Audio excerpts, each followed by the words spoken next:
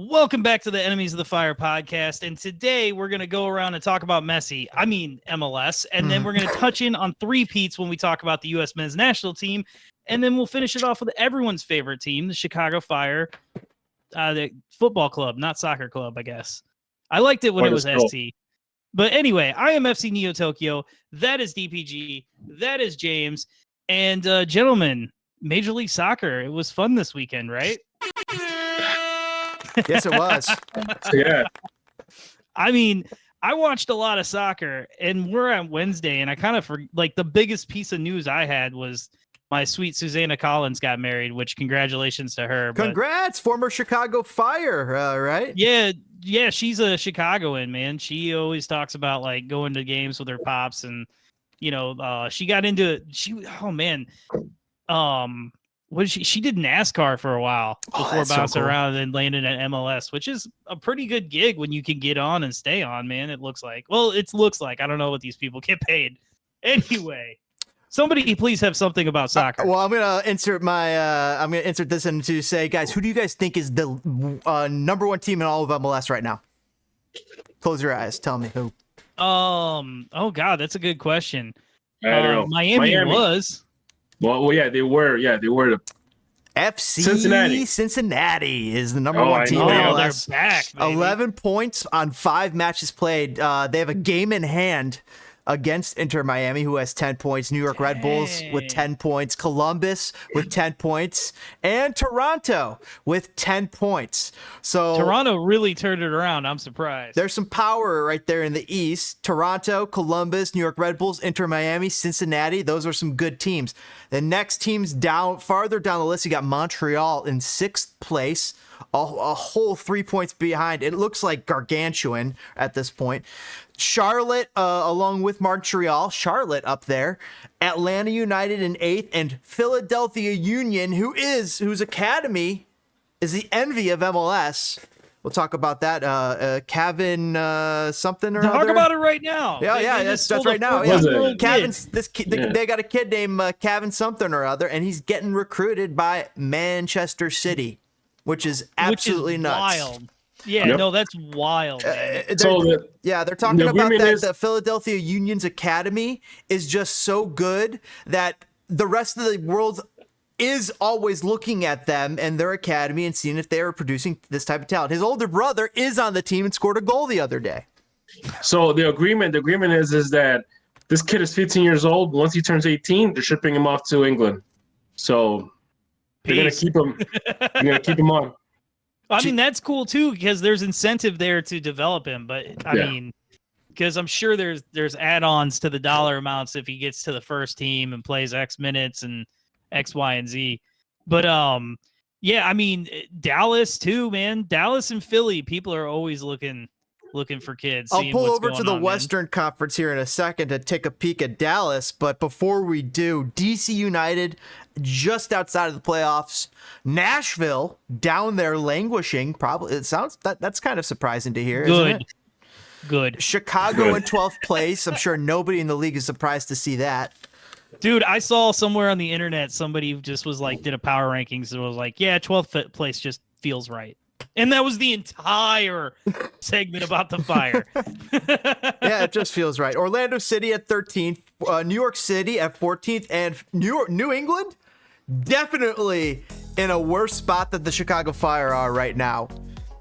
What is pool candidates?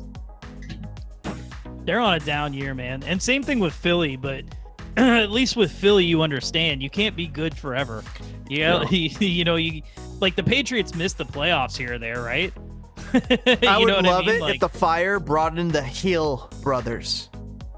Well, I mean, because they're probably a package deal. You probably just can't get the one good brother without taking the one brother who's like, who can run. No, nepotism at its best. Yeah, well, I mean, some people get away with it. I don't know if you guys remember it's when Nacho Riley Wright Phillips and Carlos. I think it's Nacho. Right. It's Carlos that's really good, and I think it's Nacho that's really good at running.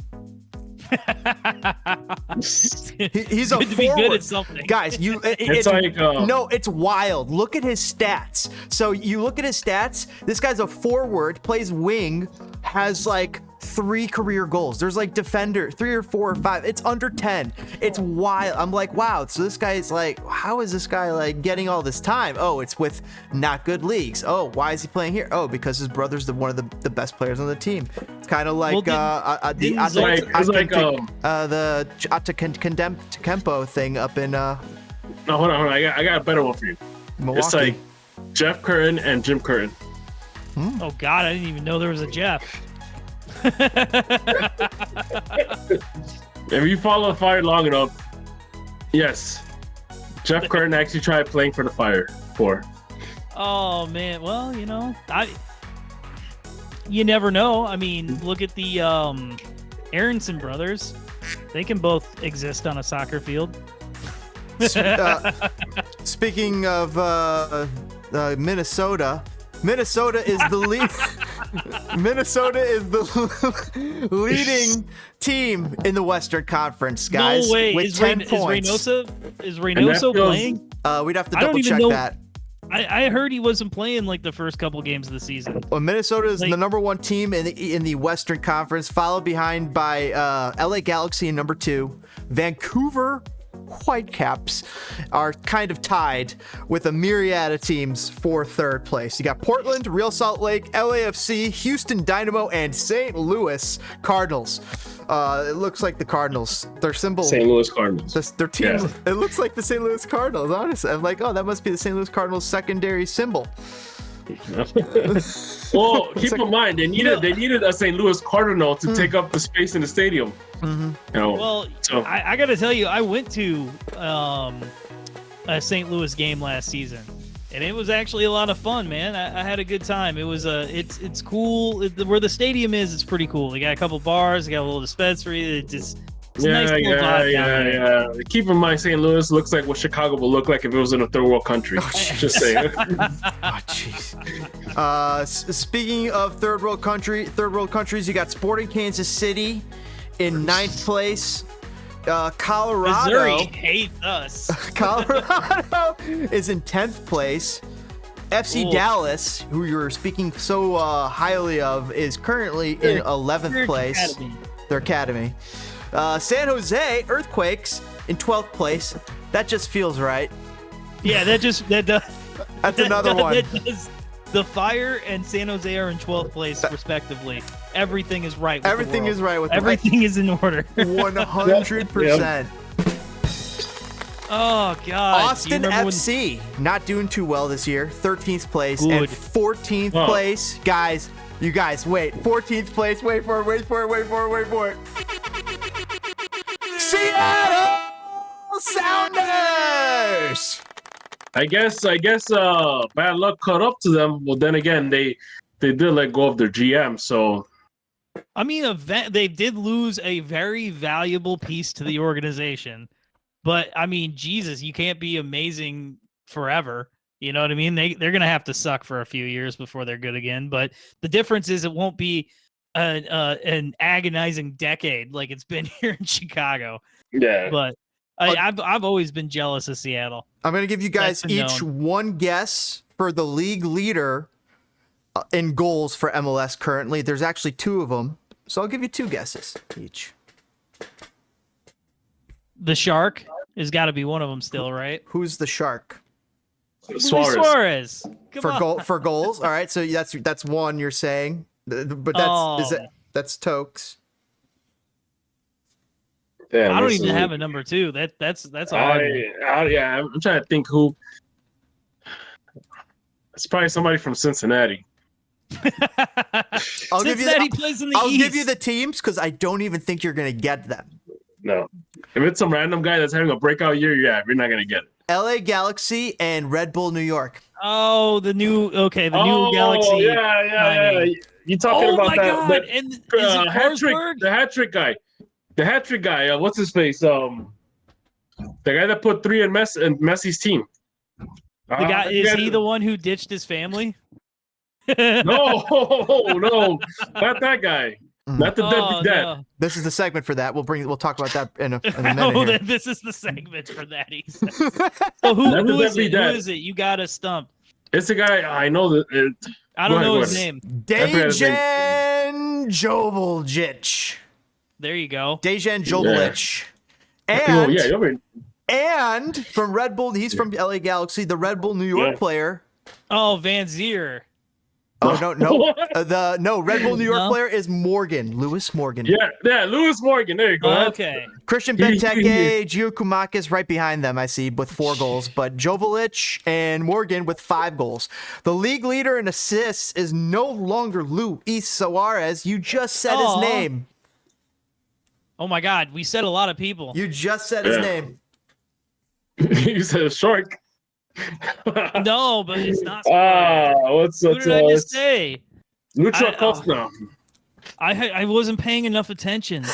You're just shouting some good names. Oh God! I'll give you a big hint. Inferno. The devil. What? Inferno. The devil. It's what the hell? Huge hint. Inferno. There's nobody on the fire. Famous book is Dante's Inferno. Oh, Dante Van Zier. Van Zier. And why is he even still in the league, dude? Didn't he drop the hard R? Like, whoa. Isn't that what happened? I don't understand how this dude's still in the league, or am I crazy? Allegedly. I thought that was Kai Wagner or something. Well, yeah, him too. Well, yeah, that guy. Guess you don't have to serve suspensions. I mean, no, Wagner doesn't. Well, neither is Miazga. Delgado and Luis Suarez and Lucho Acosta are the next bit MLS players with assists. Delgado, Suarez with 3, Acosta with 2. The league leader. What I find? Hold on. You know what I find funny about all this? Yep. As you're going through this, everybody is a known commodity. All of these players that are doing this are all guys that got paid to come here to do this, like, and known quantity. Like, they're not just guys that you just found or like maybes or a lot of like the next bit. No, it's just like this. Their GMs threw a dart and just went, that's the guy. It's not some guy that you picked up from the Lithuanian league. Okay, that's what you're trying to say. So going back to the league leader in key passes is Lucho Acosta, followed by Carlos Gil. Who it'd be awesome if the Fire could bring in the Hill brothers. That could be pretty awesome. What are they going to trade with New England? How are we going to? I don't know how you pull it off, but Marino and Ojeda are also on the list. I got these cheeseburgers, dude. League leader in shots doesn't really matter, but it's Buongo, Cucho Hernandez, my favorite player in the league, Chancalay. Tomas Chancalay from New England, who's not really. I don't see him getting goals. Bernadeschi with 24 also making an appearance. Shots on target. Toronto on the come up, man. Something's going on over there. Shots on target. Who's their coach? Who's the coach of Toronto? The old Canadian coach, Herdman. John Herdman. No, come on, man. That guy practically revived Canada. He left the Canadian national team to coach him. And who replaced them in the Canadian national team? The old Montreal coach. I have no idea, but they're floundering a bit. Whoever's the coach for Columbus, watch out for him. Somebody's gonna snag that guy. Oh, he's going. Yeah, to there's Europe, talks. He's going overseas. Oh wow. Yeah, Wilfred Nancy is a beast. He came over here and ran this league. League leader in shots on target is Joveljic of Galaxy, Cucho Hernandez of Columbus. That's a great signing, that Joveljic, man. I haven't paid the West. I haven't paid a ton of attention to, but man, from everything I've heard and the highlights I've seen, man, that was good. Yeah. I also see Oliveira, who's on my fantasy team for like dirt cheap. I got him for like nothing. So, dude, he's going to be making me millions in MLS fantasy. Oh my God, Oliveira for I LAFC need to check 10. fantasy. I haven't even checked in. I haven't checked this week too. We never check it. Never. Puig is the league leader in touches with 548. The next closest, 452. Nearly 100. nearly 100 more is Jordi Alba with Miami. Then Romney of New England, Busquets of Miami. So, but Rafa, Richard Puig, Ricardo Puig? Ricky Puig. Ricky Puig, yeah, Ricardo. Ricky Puig. Ricky Ricardo Puig. I don't know. That's what I'm saying. Oh, so Puig, 548 though, just like 100 more than the next. It's you know what I noticed about Puig? Is that his hair never like gets all disheveled. Like it stays the same way, like wavy and like. He used that red true product in his hair. Guys, we've done 15 minutes on just MLS stats. I'm gonna rattle through this real quick. MLS scabs, referees. It's They're over. gone. It's done. It's over. That's yeah, it. we're back to losing games. That's the end of the news. Controversial ref calls.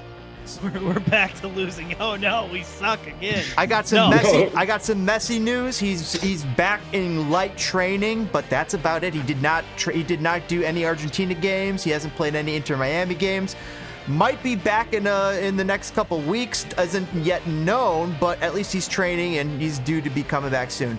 But the other question is the novelty of Messi wearing off for fans. There's low ticket sales for Inter Miami's game next week in CONCACAF Champions League.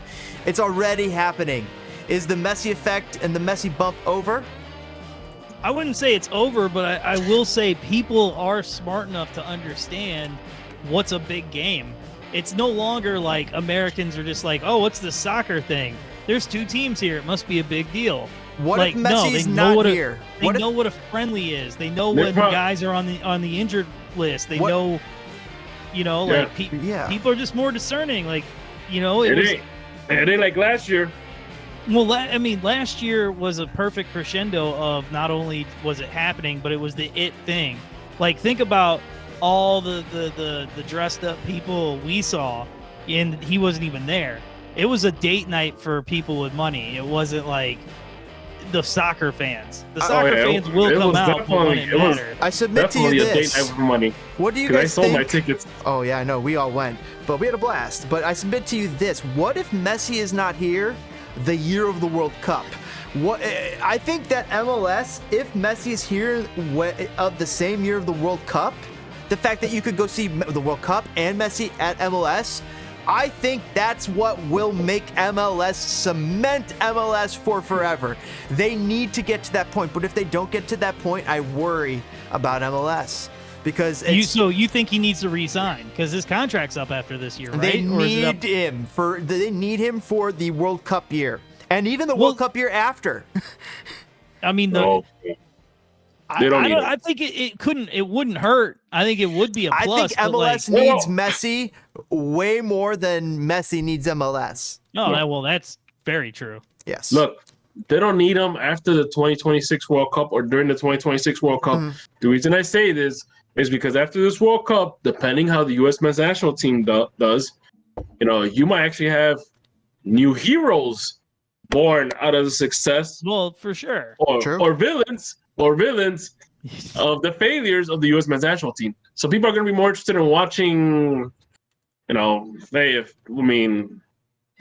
people being, wow, I can't even think of, now thinking about the Mexico game, I don't even think I recall seeing any MLSers start or even play, but they might be interested in seeing Acosta play. He might be on the bench and I think he should be. But anyway, so we started talking about international soccer. So we actually have a little bit for this. So let's wrap this segment up. I got one last thing for you from Messi. It's Messi reveals when he'll know when it's time to retire. Oh, well, yeah, duh. When the money, when the pain outweighs the money. Right now, he's stayed relatively healthy his career. So pain is here and money is here. And once that goes like that, then he's done. How old is Messi? How old do you think enough Messi MLS is? tackles. You take enough MLS tackles. That money. The ghost of Dimo Kovalenko is going to go out there and break his leg. How old do you think Messi is? It's like 36. 38. 38, 37. I don't know, somewhere in the late 30s. He's 36 years old, going on 37. Wow. Oh, so he's got two more at least. He's got two more at least because he's got this next World Ronaldo's Cup. 38 right now, but he's a freak, huh? He's got this. Well, next he's World done Cup. after this World Cup. Yes. He's done after this one. There's no way. a 42-year-old Messi runs out in the World Cup. And here's what I hope happens. Here's the and we'll close it down with this. But I hope that it plays out this way: that Messi re-signs at least for one more season for MLS in some capacity. Stays here, basically plays it out to the World Cup, plays in the World Cup, and then says, "All right, later I'm going back," and he goes home to Argentina, plays with his old team 1 year, and then shuts it down. I mean, does he really? Does he really? He could just play on the beach to the Newell's old boys, 30,000 every day of his retirement in Argentina, right? Like, does he need to play down there? Yes, dude needs to play, dude. This is one of the best soccer players on the planet. Imagine you made the greatest tool on the planet, which is Messi's right leg or his left leg, maybe both, arguably. Imagine you honed and crafted two of the most perfect tools on the planet, and then you're like, all right, all right, boss, it's time to put it down. And you're like, what are you talking about? You see what I just did out there? Like, so I wonder how long Messi's going to be able to go for and how long the drive's going to push him. But I think at least this next World Cup is definitely going to be definitely in his wheelhouse, even if he gets a little knocked up or something, injured along the way. He'll work his way back to it, and then maybe that's his last one. I think he plays what you would consider 2 more years of Western Hemisphere soccer, right? Because we're not on the same, like, I know we get a lot of shit for it, but most of the Americas aren't on the European schedule. But with that said, like, so between MLS and Argentina, I think counting this year, you have 3 more years of Messi. So does MLS go all in to get that next one, or does Argentina get those last 2? You know what I mean? So, And speaking of the next one, Olivier Giroud has just signed with MLS. But we'll close the segment with that. Comments below. We'll catch you guys on the flip side, where we're going to be talking a little bit about a U.S. men's national team, maybe a little spiciness along the way, and fire after that. All right, we'll see you guys. And that's the thing about board games. But DBG, what were you saying? Look, I'm gonna give you my 5 minutes of DPG's corner on the Honduras national team rant. All right, because it was a mixed bag of a weekend for myself. The fire drew. Honduras got their asses handed to them by Costa Rica, and thank God the U.S. men's national team pulled through and did not let me down for the weekend. Anyways, let's get one thing straight. The Honduran league is trash. The only two real professional teams in that league is Olimpia and Motagua, right? The team that Reynaldo Rueda fielded on the game against Costa Rica and even the one against El Salvador yesterday was made up mostly of these local league Honduran players, which it's not saying a lot. A lot of times, a lot of these guys get big-headed. They're riding on the coattails of the golden era of Honduran national soccer, which was when you had your Carlos Cosley, when you had your Carlos Pavón, when you're Amado Guevara, all those guys, right? So, God, those were good teams. Those were the 2008 to 2012. Those were some good teams. Yeah. So the thing about it is that those guys back in 2008 to 2012, they earned that respect. These guys, they automatically expect to be given that same respect when they haven't done crap. All right. The golden age of Honduran soccer is done. All right. It's over. There's not going to be any more successes after this unless something changes, which it doesn't look like it is. We're just going in circles. Let's see. You can't expect Honduras to be competitive if all you're fielding is a bunch of players from Olimpia or Motagua and the occasional random team players. All right. When you have 2 of the best teams in Honduras basically beating up on semi-pro teams, you're not really developing players. You're just taking out the trash. It's like if Manchester City was to play some League 2 team all the time. It's a given outcome. So that league is it's that much of like the haves and have-nots. Basically, it's like, and the thing about it is that somehow it's like the federation thinks that we're supposed to be better when in reality we don't have nothing to show for it. We don't have players that are going to Europe. We do have, some success in youth teams, but it's kind of the case of that was a my European question. team. That was my question. So are they investing in the youth? Are they at least playing the youth in the league? No. So that's the problem. That's the problem right there. That's the problem. And this is similar to with the Mexico rant that Hercules Gomez mentioned.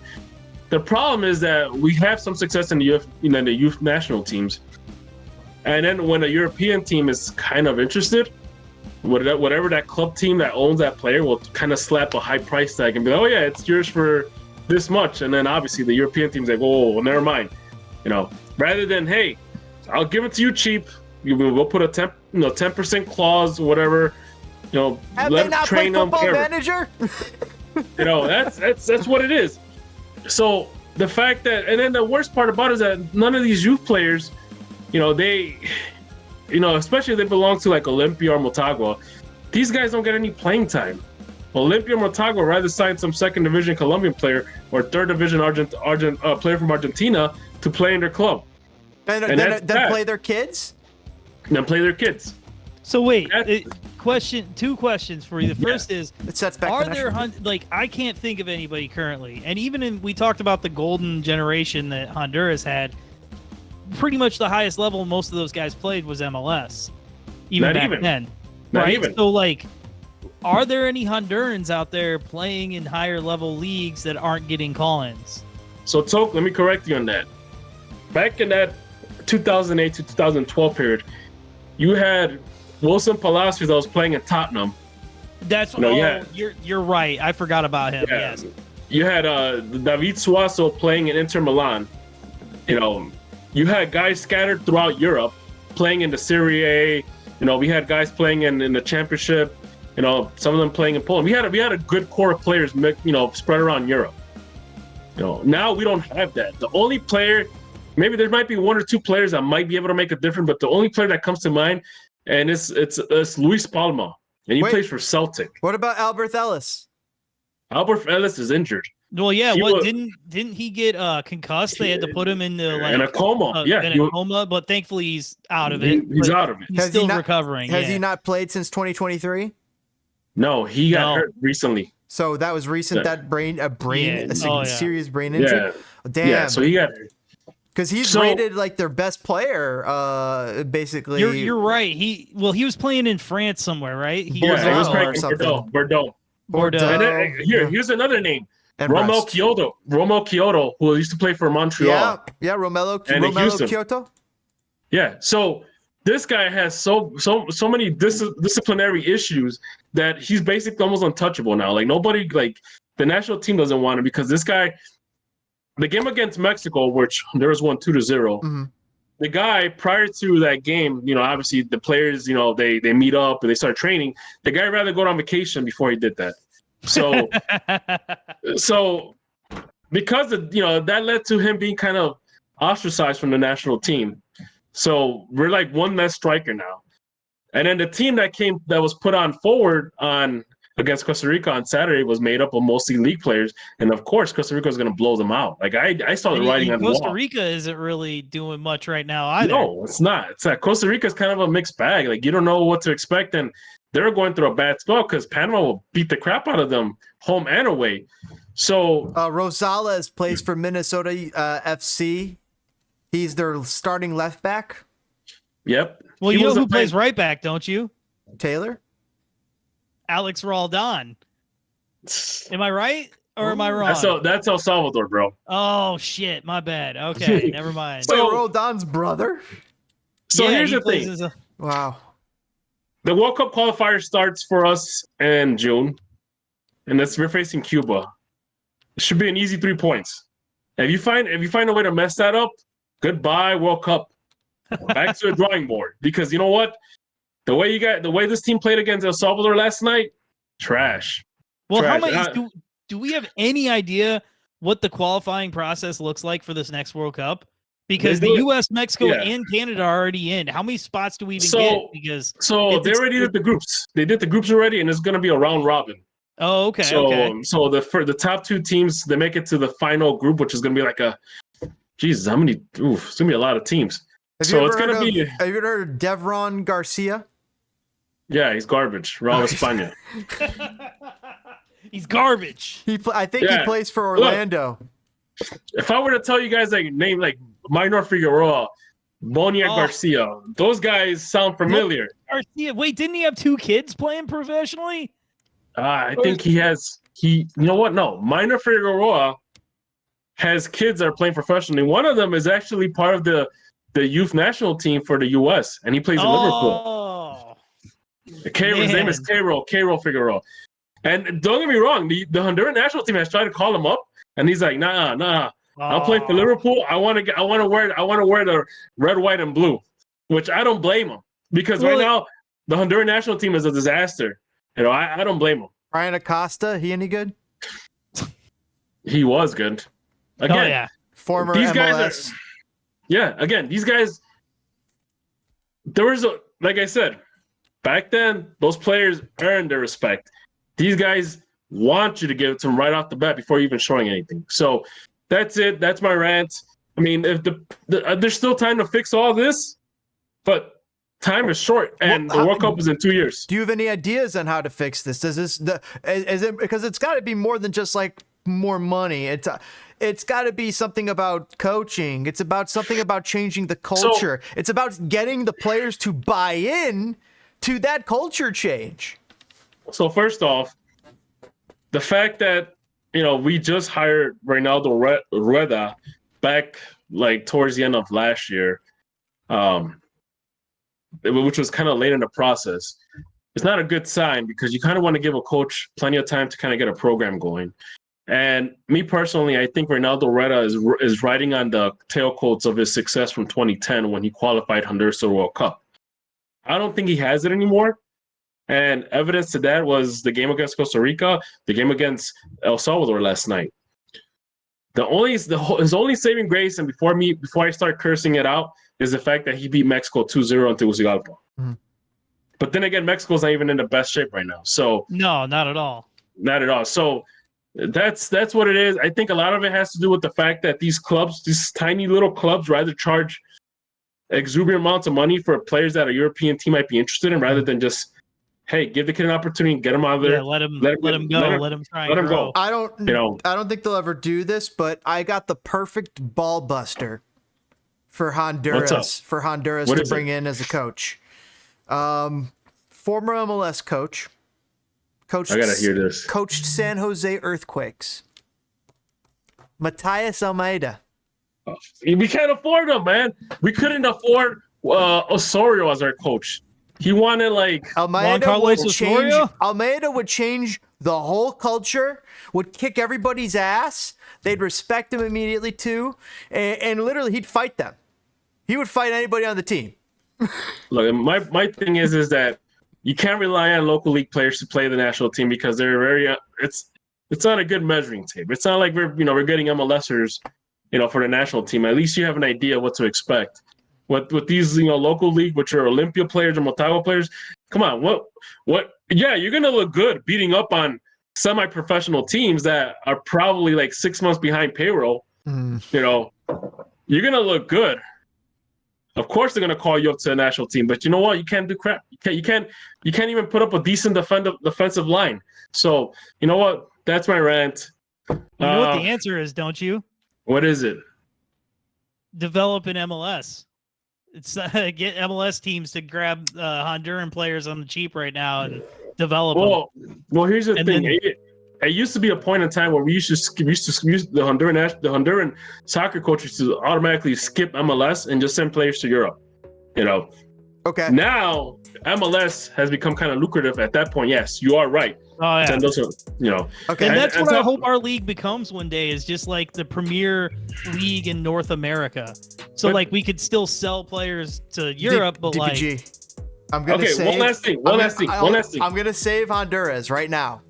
I'm gonna save Honduras because I got the next best thing. You can't get Matias Almeida. Okay, you can't afford him. Let's get Matias Almeida light. Who's that? He likes to have soup. Oh God! Don't bring that cancer. He likes to have soup. You want to while walk watching while watching other men. Well, so here's the thing. I think you should go get Veljko Paunovic to be the coach of Honduras because I think he'd ball bust there. He'd ball bust. He'd change the culture, and he's going to be much cheaper. He's also free. He's not wrong. He's That's free. Like that coach who wants to like fix things from the muck and then get it up to like respectable. But see, most teams don't forget to fire that guy once they get to respectable and then get the guy to take them higher. Here's the thing. This whole process should have been fixed after the last World Cup cycle where Honduras did not win a game and they were at the bottom of the table, which was surprising because nobody expected Honduras to be that low. No, usually they're at least in the hex. They're in the fight. And that's the thing. That should have been the warning sign. That should have told the Federation, we need to bring someone that's going to clean house and fix stuff around. But now you have players like David Ruiz, who plays in Inter Miami, who at one point, he kind of did a ballsy move where I guess he heard that the U.S. men's national team might have been a little bit interested in him, that he literally flew to the Honduran camp just to leave because he thought that there might be interest for the U.S. men's national team, which I guess never materialized. So, you have players like that. It's tough, man. It's tough when you're down. I know it's tough. I guarantee you, Honduran players under Veljko Paunovic ain't doing that. But you have those kind of players. Dude, he'd be going to other islands, and he'd be recruiting. Bro, the thing is, before we wrap this up, I gotta ask one question here. Yeah. Were we all at the same soccer game 9 years before we started this podcast? Yeah. At Honduras versus USA at Soldier Field in 2009. Was it a World Cup qualifier? Oh yeah, it was a World Cup qualifier. 2-1, right? Yup. USA won. I was there. Dempsey gave up that ball. Honduras scored first. Yeah. And then I don't remember if I was Donovan there. got the penalty and Boca Negra scored the winner. Oh, man. So we were all at that game. I don't know if I was there. You weren't there? I don't know if I was there. It's possible. So I will say this. I'm going to finish with this. It's not rigging anything up. Players like Rivas, players like Reese, who just come in to kind of warm up the jersey, just don't bother accepting the call, man. Just stay home. There used to be a time and place where players would actually be proud of wearing the jersey and wanted to make a difference on the field. Not to just show off and make an Instagram post about it and say, hey, look, I'm playing for Honduras. All right. That's it. That's what I'm going to leave it as. I'm hoping that things change. The newest TikTok trend, playing for Honduras. Yeah. and that's where we're going to leave it, right? And unless you need more. Nope, that's it. I'm tired of this team. I got to get out of this. You know what? I need some proper attire. He's exercised his demons. We'll be back. We'll be back to cover more international soccer here shortly. All right, everybody. Welcome back to the number one Honduran football podcast, Enemies of the Fire. Everybody, so there was some US games this week. I love the US national team. It's kind of like my favorite team, even above the Fire. So it was a mixed bag for me. I don't know. What did you guys think? What's a mixed bag about a win over Mexico, over El Tri? I don't know if you guys forget, but we also played Jamaica since we've recorded. Yes. I was like staring at the TV. I'm like, is this really happening? Is it 2017 all over again? Like, it was like, wow, it was going to be tragic. At the same time, I said it. If USA were to lose that game, I think Greg Berhalter would have been out. I honestly don't. If they lost to Jamaica in the semifinal of the CONCACAF Nations League, which they ended up winning 3-1, but you're saying it was pretty darn close. Last minute, bro. Last minute. Oh yeah, they gave up a goal in the first minute, right? Minute, yes. They gave up a goal in the first minute. Then they scored in literally the last play of the Chicago game. Fired. Yeah, they did. And then they just scored 2 more goals in extra time. The U.S. men's national team, Chicago Fired. Yeah, they finally woke up. Yes, they pulled the Chicago Fire. So the Jamaica game, they looked awful, though. And the guy that scored those goals, Haji Wright, the guy that I used to criticize because he played in Turkey, you know what, man? You keep making me eat my own words, man. He must have heard me somehow. that's the thing about this team. Everybody talked about like, oh, the 2022 World Cup. That's the exact same lineup that's going to start the 2026. It's like, no, these are young guys. Some people are going to develop better. Some are going to get worse. Somebody's going to get catastrophically injured. I mean, I don't want it, but like percentage chance. Someone might pick a fight with Berhalter, Yeah, or, Yeah, I mean, you piss off Berhalter, yeah. He might throw a kick. You might throw a kick when they're playing in the middle of a pickup basketball game. You never know. Okay, so that was the down. The Jamaica was the down. But so the 90th minute goals, 3 of them. Corey Burke with 1, Haji Wright with 2. The lineup was Matt Turner and net, Scally or Scaly. Have we decided on that? Scally. It's Scally. Scallywag over on the left side. Robinson, Richards, Robinson. You got 2 Robinsons. McKennie, Jedi and Miles. Jedi and Miles. Musa, Tillman. Malik Tillman playing like a midfield role. Weah, Balogun, and Pulisic. I didn't watch the game. You didn't watch the game? I did, but like, yeah, at one point I just resigned myself to the fact they were going to lose and just sat through it. Didn't I say something on the chat on WhatsApp? Like, yeah, Greg Berhalter's done. Yeah. He's out. That's it. There would have been calls for his head, and it would have got ugly because it would have got ugly. But like I said, that was the down. Let's get to the Mexico game. Now they go back. They go and they beat Mexico 2 goals. One amazing goal by Tyler Adams. Gio Reyna, and they win 2-0. I feel like that basically writes Greg's ticket to the World Cup. I mean, it extends his ticket. They have a Copa America to get through. It means nothing. Yeah. They beat Mexico. I mean, if you get embarrassed at Copa America, it means something. It means something. What I mean? If you're going to get embarrassed in your own backyard, the boys in 2026. won't let it happen. The Yankee boys won't let it happen.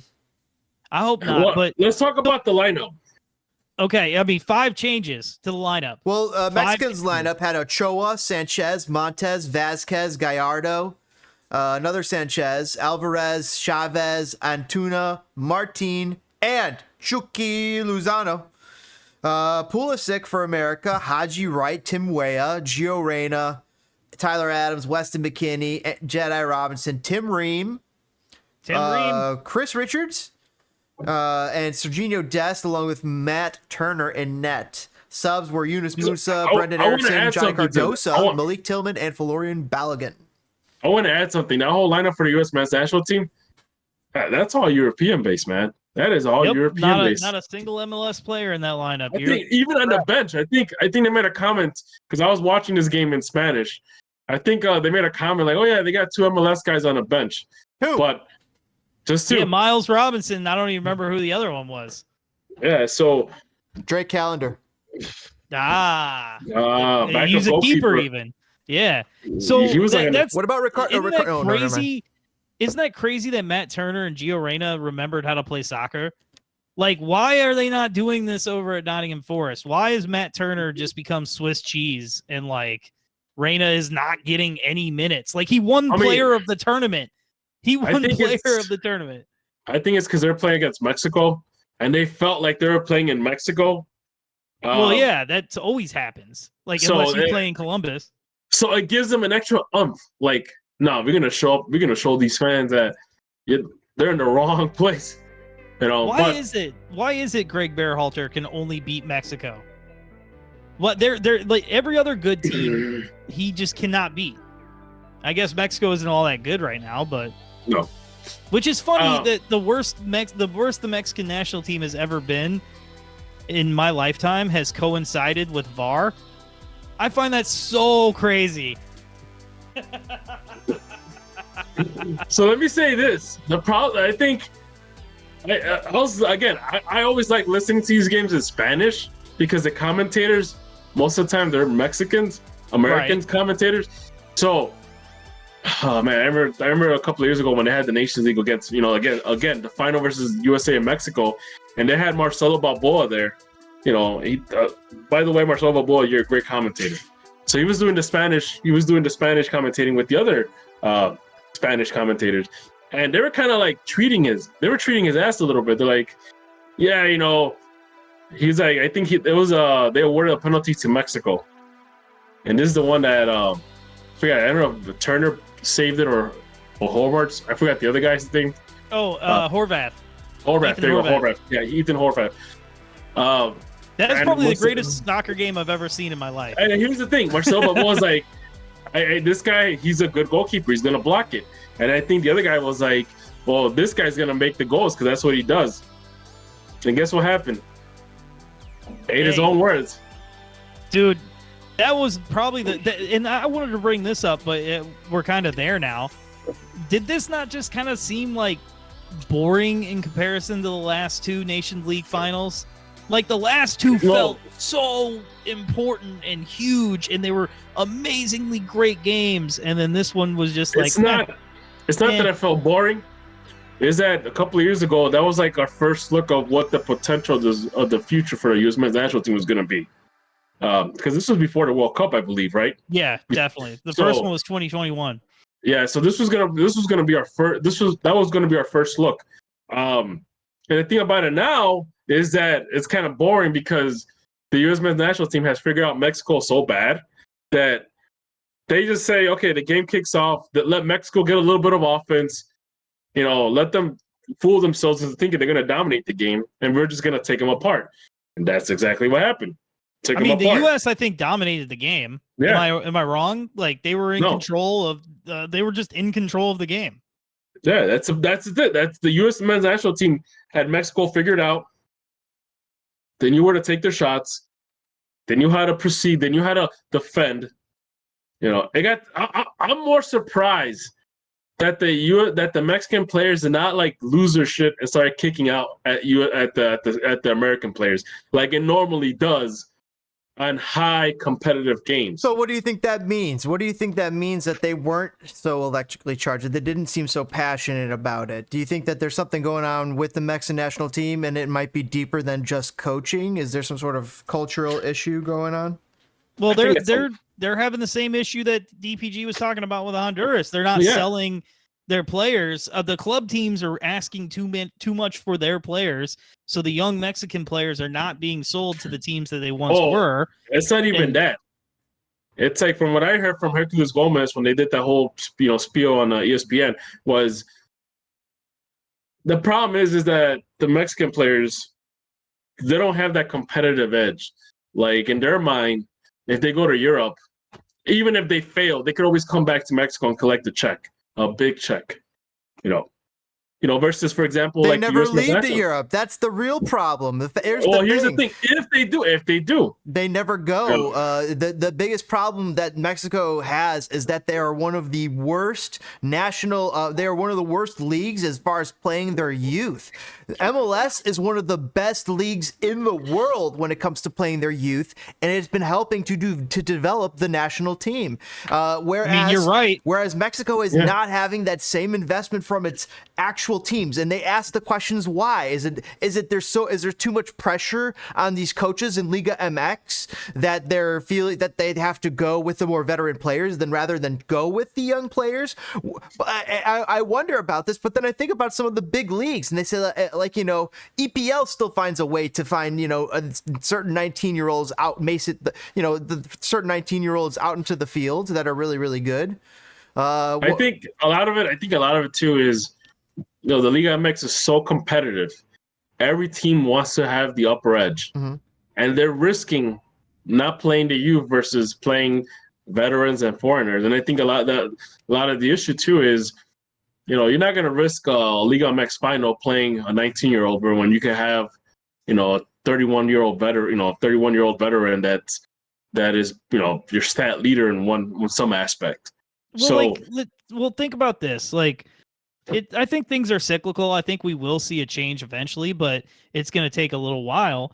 But they're in a place, they're doing certain mistakes MLS was doing at one point. Think about what happened to the National League. Let's think about this. Let's take an example here. Yeah. Taylor Twellman's move to, what was it, Portsmouth or Nottingham Forest or wherever, right? They're going to Plymouth Germany. Argyle? I don't know. It was somewhere. His move got blocked by Major League Soccer because they desperately needed him. And then things like Dempsey and Bradley coming back, some people would in 2013-ish time some people would attribute that to us missing the World Cup. So Don't in forget Mexico, about Jordan Morris. Don't forget about Jordan Morris. Yeah, My don't mom hate got on us a Jordan dog. Morris living his My best mom life. got us a.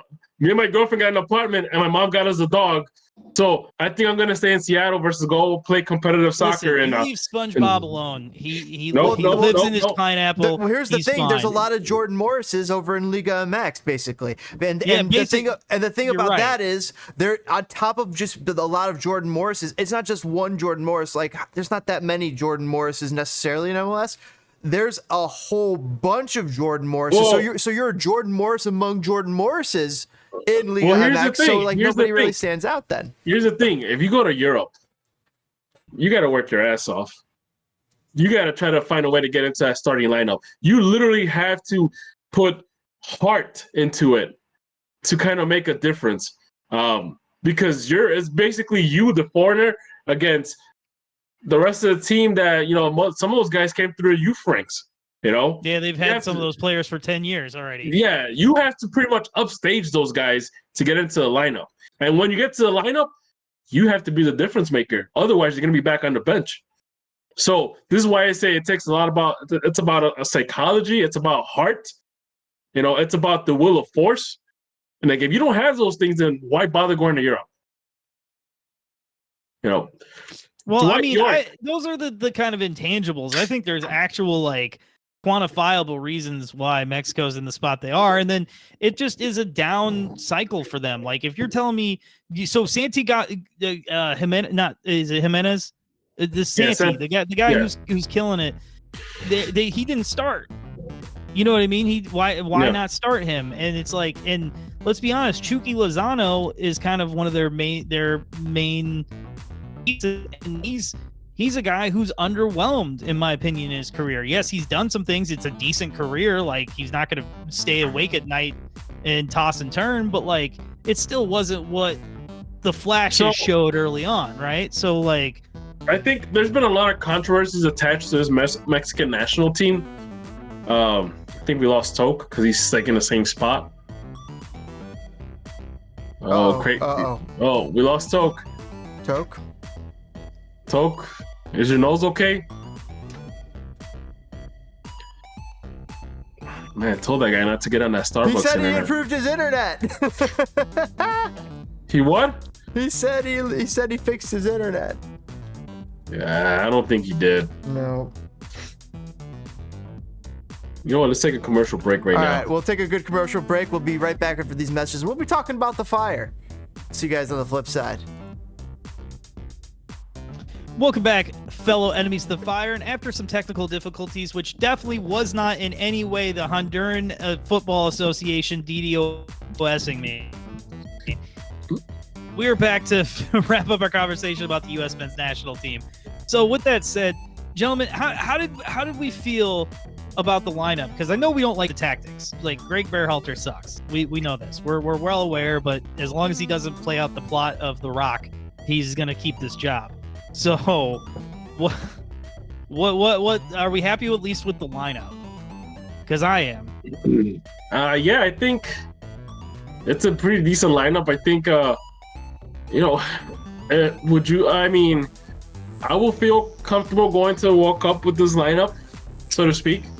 I know they were saying Josh Sargent was hurt, but then again, it's like, hey, man, if Brandon Vasquez, Haji Wright, Josh Sargent, and Florian Balogun are playing like this, and even Pepe, like, we have an embarrassment of riches. But like, is everybody gonna stay to this kind of form?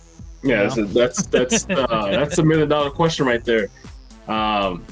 Even the bench movements are pretty good. Like Musa coming on, breaking lines. That's always good. Overall, it was the game against Mexico was a pretty good indicator of where we're at with the national team. It didn't feel as intense as other games before, mostly probably because the previous games in the past, this U.S. men's national team has been under a microscope. Now it's just Mexico was a little bit better, so they felt they still could win the game. I think you talked about that, like, why weren't they pissed off? I think it's because early on they felt like, oh crap, we're not winning this one. Yeah, Whereas the I mean, Mexico of old was like, are you kidding me? We're going to win this. If we're losing, they'll give us 15 minutes of added time. But are you kidding me? yeah, but I mean, when I seen Tyler Adams just strike that ball and get past like Ochoa, that was like, wow. First of all, I was expecting more from Ochoa. He's always been that kind of goalkeeper that will do these crazy diving saves. Didn't see it. A lot of people were questioning whether or not he's probably past it. He's he's got to be, right? You know, like he was on the cover of FIFA 09. You know what I mean? He's been the Mexican number 1 for 15, 20 years, man. Like I think it's time they need to bring somebody else in.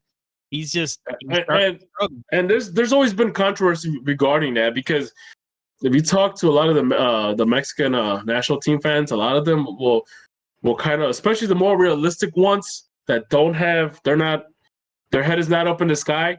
The nickname they give is the Mexican national team. They call it the Televisa national team, because Televisa is the largest TV,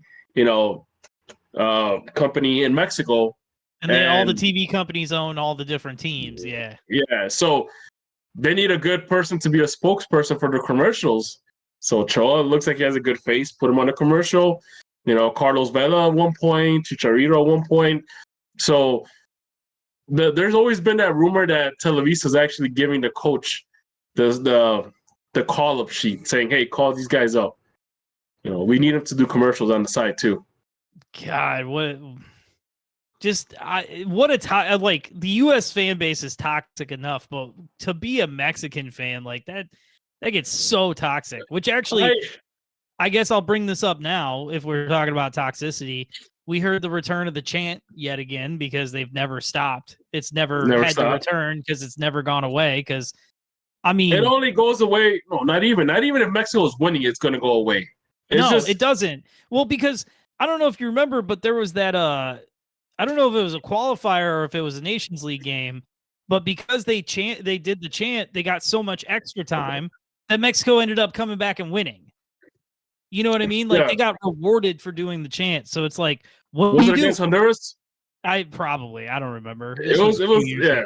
Oh, okay. But the one from Honduras was like 9 minutes of added extra time, and they were doing the chants, and they were playing the music to try to block out the chants because they didn't want FIFA to come down on them hard. Which they've done everything to coddle it, to not make it a big deal, that it's just like eventually they're going to have to shut down a game and be like, okay, you forfeited the next one too. I think it's gotten to a point where you might have to consider point deduction. You have to, but like they're hosting the World Cup. The only thing you could do now until 2027 is rip away their home games in the World Cup or boot their team. You know what I mean? They're never going to do that.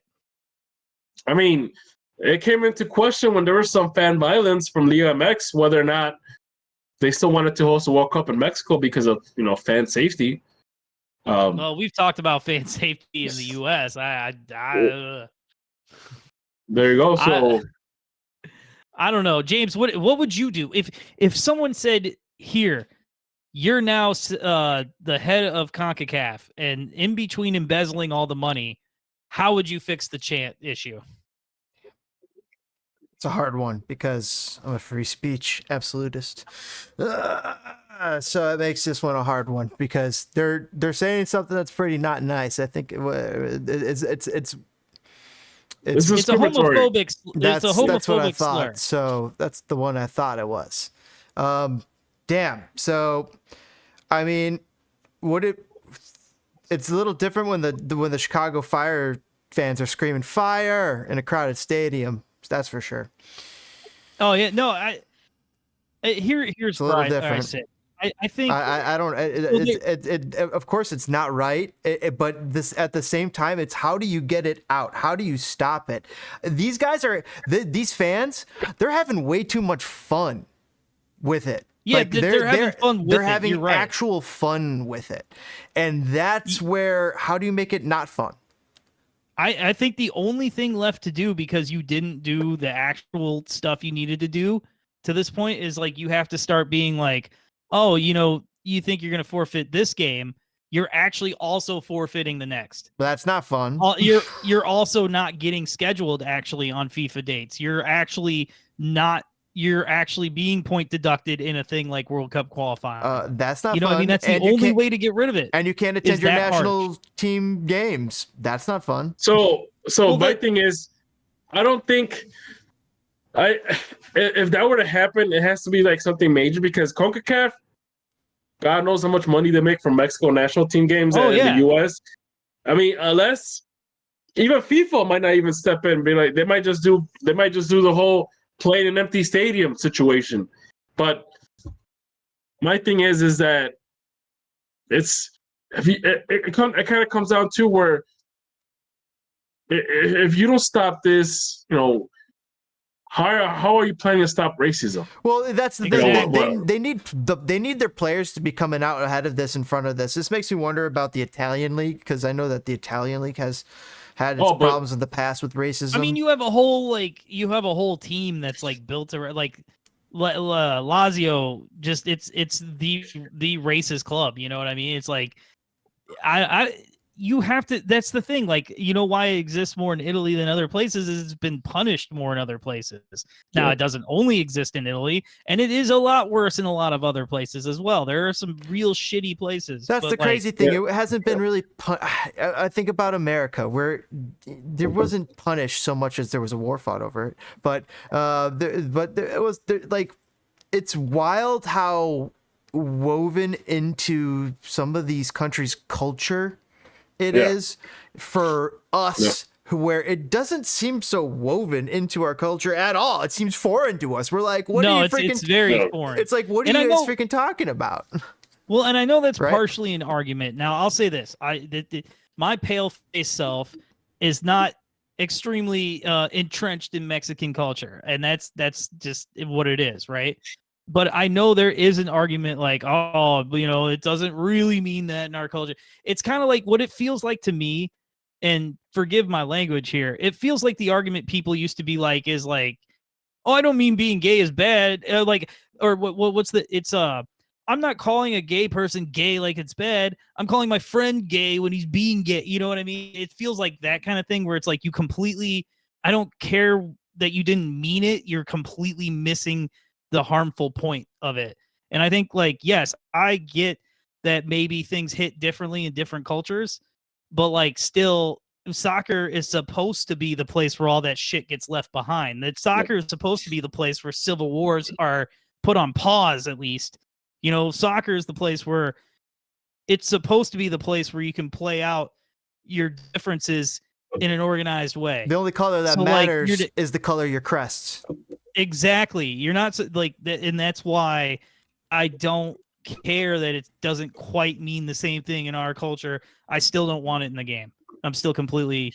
I hate it. I hate it too because again, it makes us all have to deal with it. That's the other thing. Like it forces the rest of us to kind of uncomfortably deal with it. They're putting everybody, the whole soccer world, in a weird position. Well, I mean, it's definitely there's no chance it doesn't happen at the World Cup.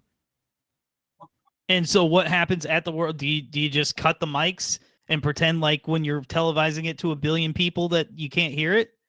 Like it's you know what? You have to really threaten and or go through with your threats of taking the Mexican team. And just in this specific instance, I understand other things happen in other places. We're talking about this one issue.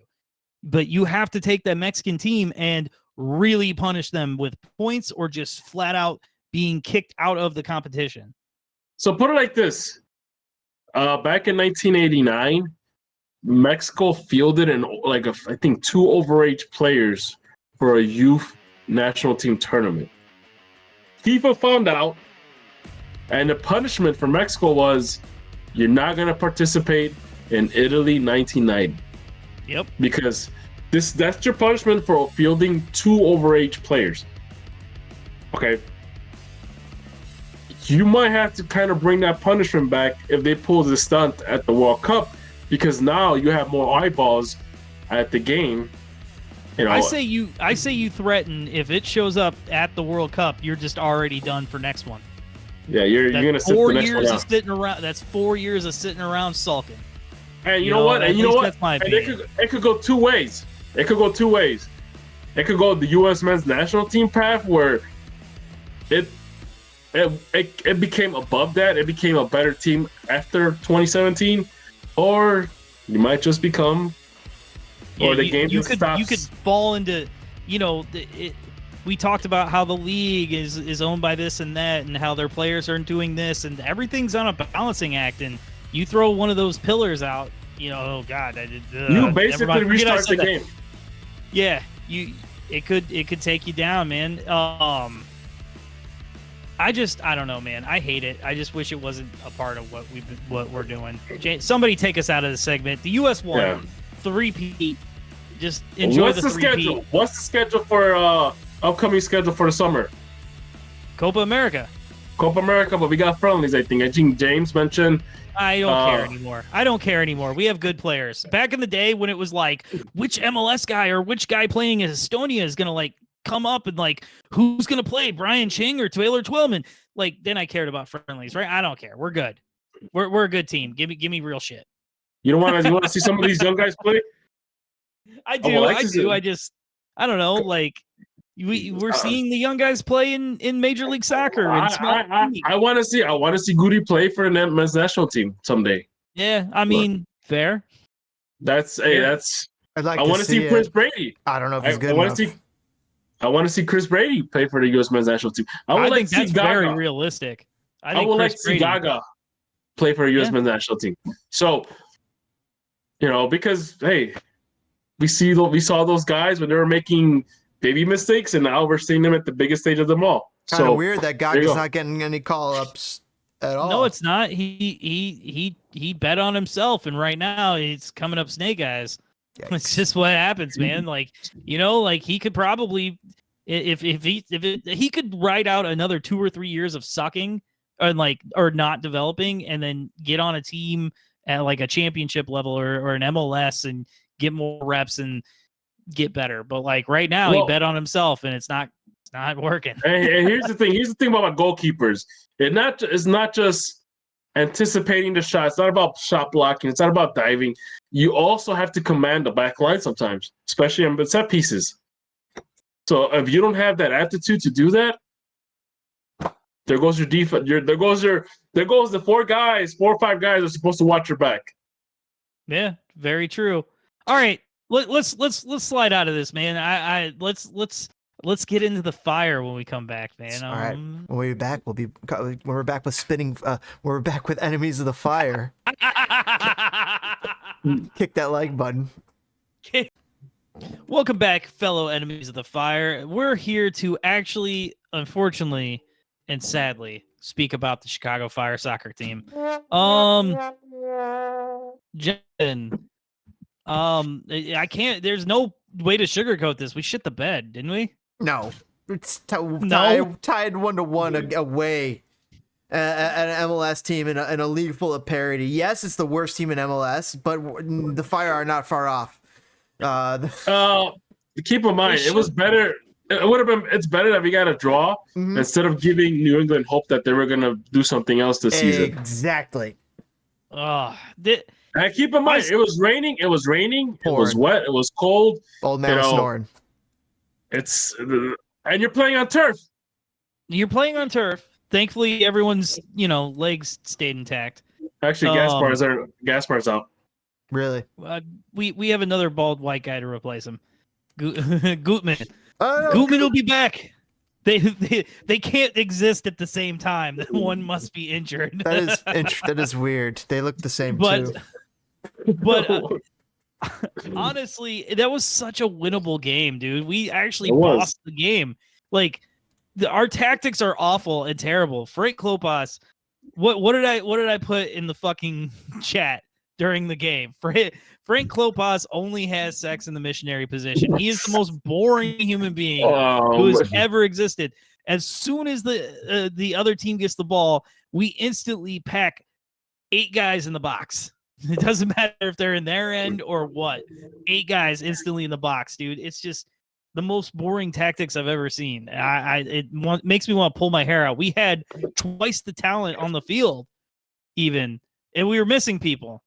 Which, don't forget, Matt Polster almost choked out, trying to choke Acosta too. He did.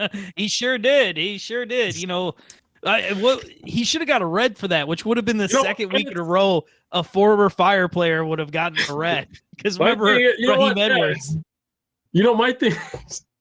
My thing is that, Matt Polster is always going to have like a special place in my heart because he was part of that 2017 team and he actually played like he cared. So, oh yeah, it's. Well, I mean, he's been good for New England. He's been good. He played. But then again, you tried choking, our one of our best players, and I don't think that's forgiven. Yeah, the love affair is over. Yeah, don't touch my precious Kellen. Stop it. The game was a slog, not just for the fans who were hiding out underneath the stadium stanchions, but like for the game itself, the ball not going anywhere. It was hard to really run and dribble with it. It's hard to open things up. I mean, the fact that it was 1-1, I mean, it kind of makes sense. And also, a little bright side, a little bright sunlight. Hugo Kuiper's second goal. Exactly what you signed him to do. What did I say? Let him score the first one, and then the rest will come following in.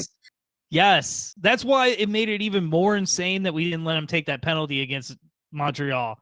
But anyway, that doesn't matter. The fact of the matter is he did exactly what you signed him to do, and I don't know why he's mid-season form. Why do we keep taking him off to throw? It's like.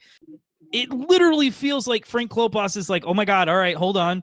I don't want the other team to score, but I want to make sure we don't score either. So let's get Tom Barlow out there.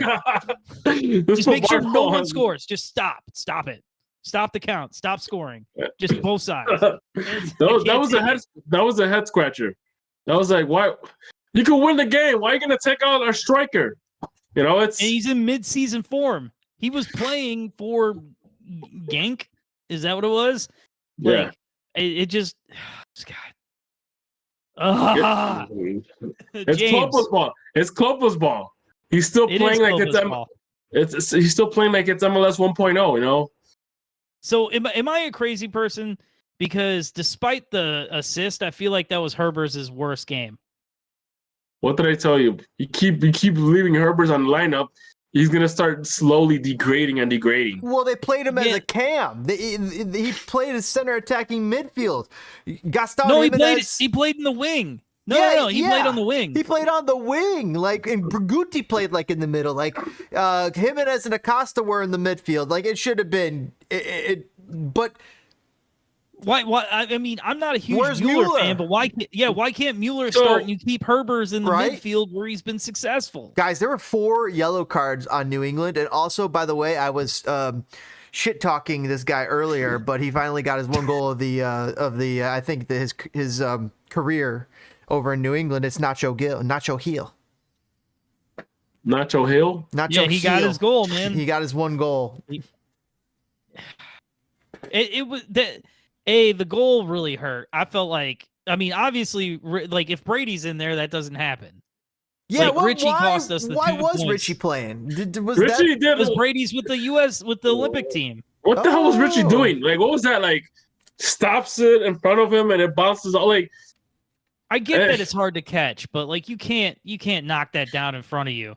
No, especially with a defense, definitely with Shihos and. Salquist or not Salquist. Who the hell was in the center of defense? I'll tell you right now. It was Salquist. It was Salquist. Yeah. So with 2 guys known not to track, why? I mean, and why didn't Tehran get the start? Like every piece of goodwill that we generated from the last game just died. Like it's like I don't know, man. Salquist is like a liability. Like the guy's a liability. You have a perfectly good center back sitting on your bench. Actually, scratch that. You have 2 perfectly good center back sitting on your bench. You have Pineda and you have Tehran. Like, why would you just take your chances with Salquist in the middle of rainy weather, cold weather, and this guy, he can't defend because he will get called for a penalty. So And and the thing about Richie is, dude, if you know you're not sure where that ball's gonna go, either punch it out or like do something else with it. But the fact that you try to do the little bounce it in front of you to stop it, that was a disaster. It is a disaster, man. Like it's coaching decisions that you're seeing play out in front of your eyes. You know what I mean? Like you just talked about. I think our starting center back pairing is on the bench, Tehran and Pineda. You know what I mean? Like that's who I would start. If you want to keep Rafa on there, that's fine. But take out Solquist. We know he can't play. We know he's a liability. I don't think he's a liability. I just think he's not as good as Tehran or Pineda. He's not. Certainly not as fast. Not as fast. And Tehran got that physical dominance. You good luck trying to get past him. Tehran's been developing. They got to get that guy back on the field. Yeah. Maybe he's still injured. They're babying him, but I don't know, man. I want to see this kid. So, he's a monster. Speaking about another kid that I think people have been wanting to see, have you guys been hearing about this Omari Glasgow? Yes, I have. What? He's playing amazing for Chicago Fire too. Am I right, or is that? Yeah, he is. Yeah, so he went to the Olympic team and killed it. So I haven't heard a lot. I can't even care about the kids right now. I'm watching this in front of me, and I'm losing it, man. I had a lot of faith coming into this season, and I look at it and I'm like, this team isn't going to be a championship team, but if you make some changes, it could be a lot better. Like it'd be nice, but I don't know, man. What? He's only 20 years old, by the way. When do you bring him up to the first team?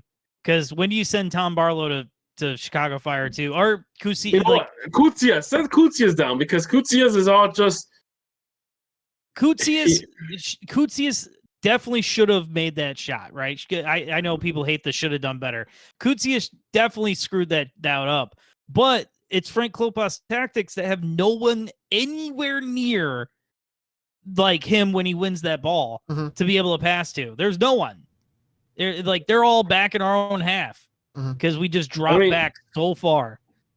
So my thing is this, and actually I found out about Omari Glasgow like 2 years ago. I think they had an event at the Museum of Science and Industry for the fire event, and Andy Herron was there. And Andy Herron was actually hyping him up. He's like, this kid has it. This kid could really make an impact. Like, let's just see him. Let's just wait and see. But I think this kid has, and he, based on what we're seeing from Fire 2, he was doing excellent last season. He's doing excellent now. He's actually even scoring for his national team. So why are we signing Tom Barlow? I don't know if it's because they don't want to rush him. I want to say, I guess, but man, dude, this Tom Barlow thing has been, it's been an atrocity. You know what's gonna be like the climactic end of all this is that Klopas is gonna play Klopas ball, and put him in on the game for Kuipers like in the 75th minute, and he gives us the game winner. And after that, you got to keep him on the lineup.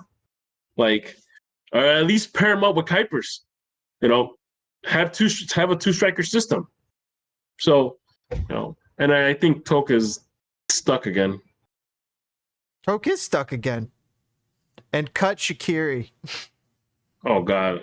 I mean, maybe see if you could package Shaqiri off. But then you still need like a cam. Well, if you're playing two strikers, you got Guti. So you need to put Guti somewhere. I mean, let's be honest here. Shaqiri, this is going to be Shaqiri's last season. Yes. So he's not. I don't think unless if what's his face? If the GM resigns extension again, then it's going to be disappointing because that's a DP spot that we could use to replace to actually get Cam, an actual Cam, an attacking midfielder. Well, hold on. Did I miss when we brought up the fact that there's a lot of people drinking the Kool-Aid on we're better without Shaqiri? No, we haven't mentioned that, but I mentioned people are mentioning. People really do seem to think that. Do you think that? I don't know. think- What do you guys think? What I would like to know what James thinks on this. So, do you think we're better with or without Shaqiri? It's kind of similar to the Schweinsteiger situation because, like, getting to practice with Shaqiri is great, but getting to play with Shaqiri is a different story when it comes to MLS. And the same thing was the story with Schweinsteiger. Playing with Schweinsteiger, he was so limited. The team was limited because they had to play this guy with severe limitations. And Shaqiri is limited. He's always been limited, and his limitations have been further exposed the older he gets. He just scored off a free kick. And it doesn't get any easier in MLS. But here's the thing. Dude could still shoot. Dude could still crack that ball. Dude knows how, and dude still knows where to be. He still knows where to be. His touch right now is failing him in a couple spots. Hopefully that comes back. You think, right? The other thing that's failing him is his pace, his speed, his explosiveness. Well, he never had a lot of it. Never had a lot of it, and he is even less now. Well, I don't. Well, DPG, what do you think? What do you think? Are we better with or without Shaqiri? So, you know what? I was leaning towards we're better without him, but the thing is, and now thinking about it, he's kind of like a little trap piece where you have him on the lineup, you don't know what to expect. The opposing team doesn't know what to expect, so their whole focus is going to be on him, which exposes everybody else around him. Yeah. At the same time, last season, Brian Gutierrez's stats were better when Shaqiri didn't play with him because Brian Gutierrez was pulling the strings. He had more assists. He had more goals. So I think it's just more or less he's the kind of player that we don't need, but we have him just because he could take attention away from everybody else. I got a better question. Who do you get rid of? Who's more important to get rid of? Gaston or Shaqiri? Gaston. Given the choice this summer to get rid of one of them, Gaston. Easily. Ejector seat, baby. Easily. Peace. And that tells you everything you need to know that Shaqiri still has a spot here in that way. He's still better than a lot of players. He still has the soccer acumen that's better than a lot of players. The soccer mind's there. It's his physical body, his physical attributes that are letting him down the older he gets. And there's going to be ways he can mitigate that and still, like on these free kicks and these penalty kicks and some little trickery madoos that he likes to do. But still, once he gets into form, maybe we're not having this conversation. So, I still don't understand. Like, I think what we miss as fans, because we've been waiting so long to build anything, we miss that there's a huge possibility of building something this year. We wanted playoffs. We might not get there, but there's the shadow of this good team. And I think you need Shaqiri here to build that. Right. Actually. He can shepherd us to the next offseason. Yeah. To get to where we make two big signings, right? Well, so he can shepherd us there. What I would do, I'm sorry, DPG. What I would do, honestly, 100%. Selassie starts on the left. Shaqiri starts on the right. Oh. You give me, and Guti starts in the center. And I say, Shaq, you give me the hardest 60 minutes you can, and you're gone. Go sit down, have a smoke, do whatever you want to do, leave. I don't give a shit. Just give me the hardest 60 minutes you got. That's all you got to play the rest of the season. Oh, man. That's what I would do. He's going to pull a Jay Cutler and start smoking on the bench. Hell yeah. Hell yeah. Oh, here's the thing. So the thing is, we've been waiting for Shaqiri to kind of get in form for like the past 2 or 3 seasons. Like, we haven't seen it yet. We've seen some decent numbers, but nothing worth his price tag. We've seen some good games. I don't think there's anything he could have ever done with his skill set to like justify the price tag. I think we have to overpay because of where we are. I think the fact that we have Telna Costa on our team, says a lot about what we can do in terms of recruitment. We're talking about having a U.S. men's national team member on the team, who's by the way is doing really good. Yeah, that's a big deal. So we can use him as a recruiting tool. Maybe not. He's a general. He's a general on the field too. He's a stand-up guy. He's the vocal guy. He's a hard worker, and so people genuinely gravitate towards him. He's good and personable on TV, so fans love him. I'll be on top of all the other attributes he has. He's a good face of the franchise for the next couple of years. Let me ask you this: is there any early 30s, maybe late 20s U.S. men's national team players or no? That whole generation dropped out. That's why we missed the World Cup. Or French players that maybe some might not get starting minutes in Europe, but might get them in the Chicago Fire. You know who this team needs, don't you? You know who this team needs. Ooh. Let's collect all of the cubes. Let's get Jordan Morris over here, baby. Oh God, no! Why? You want to give him a dog too and get him? Oh God. I mean, honestly, I would love when you Jordan talk Morris French players, I would have said just a year ago. I would have said just a year ago, Areola or Leggett, right? Like French players, I would have been fine with them. But ever since Leggett dropped that bag, he has not looked the same. No, ever since his girlfriend caught him cheating. Yes, that's exactly what I mean. That's the bag he dropped. It wasn't you money. You messed up, man. I mean, I think he messed up even worse than PK. She's just not as vocal about it. No. Dude, that guy would have been set even after he retired. No, he would have married. I mean, if he would have married really her, hard. If he would have married her, that man would have been set even after retirement. He wouldn't even have to do commentary. He could just. Well, I mean, not only that, they seemed close. PK was married to her. Yeah, PK. PK screwed that up. Shakira. PK, no, PK. She PK wrote was songs for him. Oh, yeah. Unreal. But anyway, we got sidetracked there. So wait, what's does anybody else have anything to say about the game itself? Yeah, it was wet. It was wet. It was cold. It was sloppy. Caleb Porter didn't have shit. No, Frank Klopas outcoached Caleb Porter and himself. Again. Caleb Porter is becoming the next Jason Christ. How many times does that guy come up in our podcast?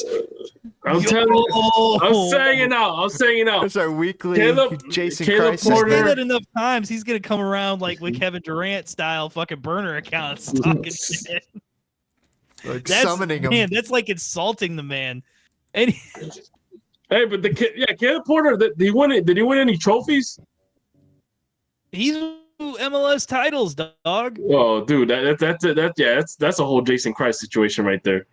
That's same thing with Jason Christ. He was riding on those MLS trophies for the longest. I mean, I think he only got the one, didn't he? That's it. But somehow he was still coaching 10 years after that.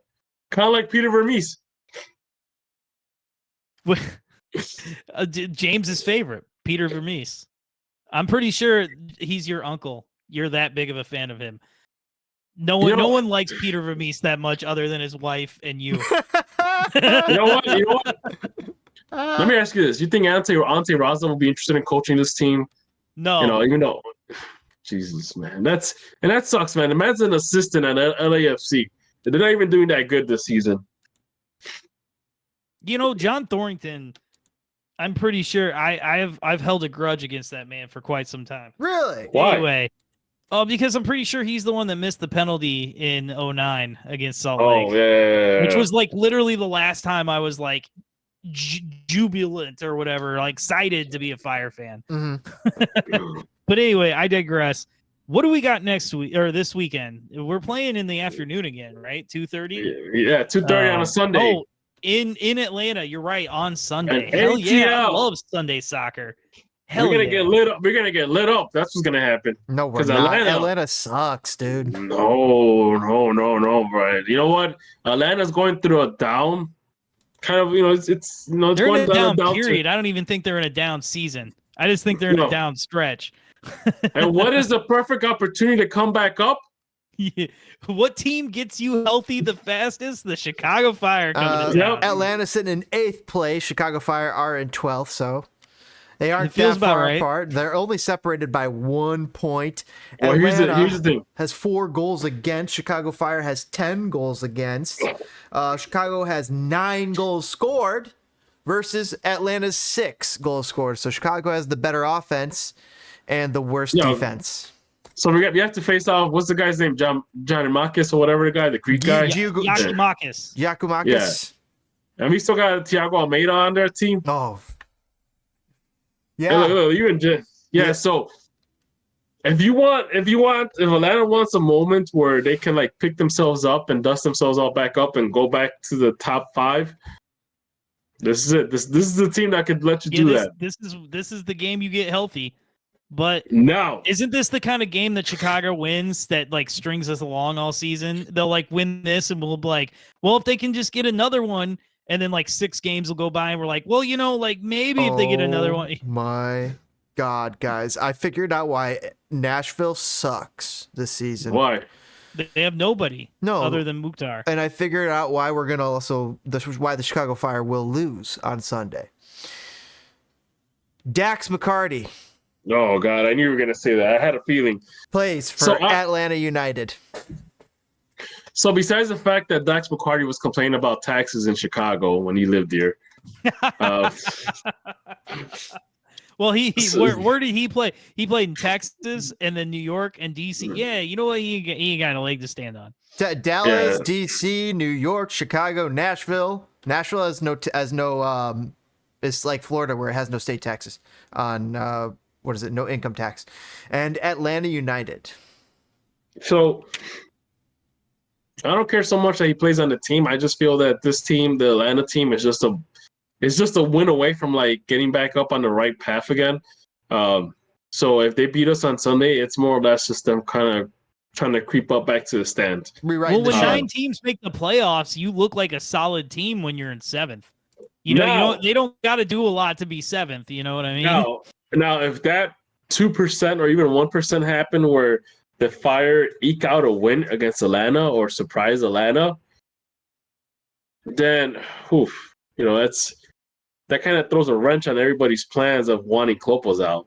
So I don't care. Like he just still isn't good enough. Actually, you know what's funny?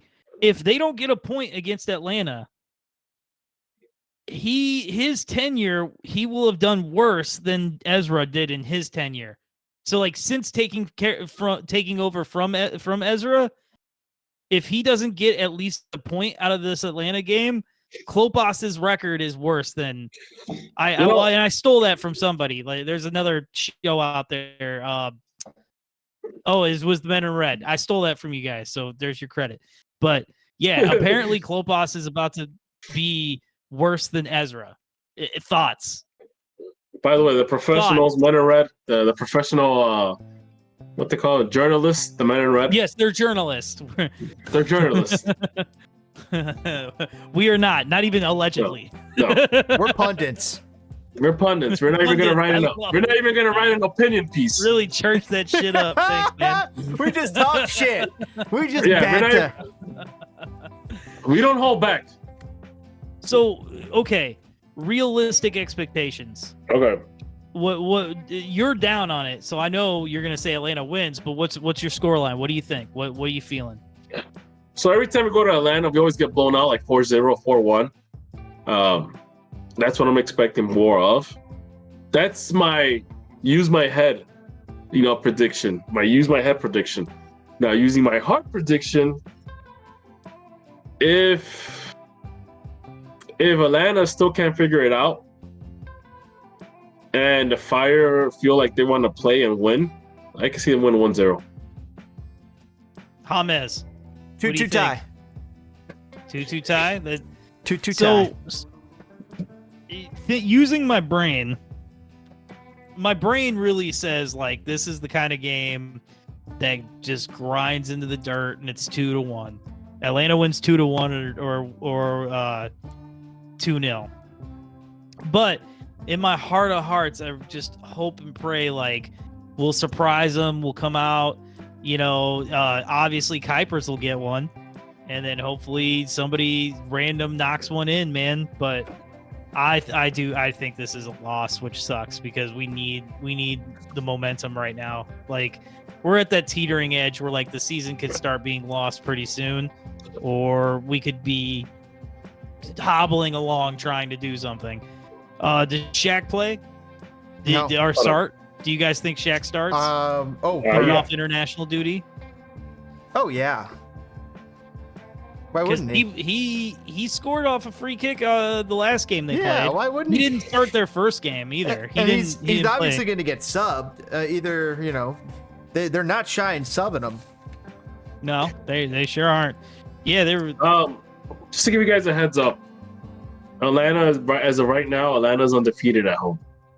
They beat Orlando on March 17th, 2-0, and they beat New England 4-1. Good. It's not good to know because it's not gonna last the whole season. Here comes the statistical regression. Just call us statistical regression. Oh man. Oh, I don't know, man. I don't know what really to look for. Does Dax even play? Like I have not played watched last any week. Atlanta. I don't watch any Atlanta for some reason. Yakimakis, who marks him? Are we going to be like Shihos? You're the leader. You mark him, and he's going to get toasted. Turan and Pineda better be playing. Yeah, that's. I hope from your mouth to Frank Klopas's ears, man. Just I hope. Klopas is gonna go back to playing Klopas ball and just put Soquist on. So wait, I have to ask this question again. This is such Klopas ball. Is he listening to Nagamura? Is Nagamura just yes-manning him? Is this Nagamura style too? What if this?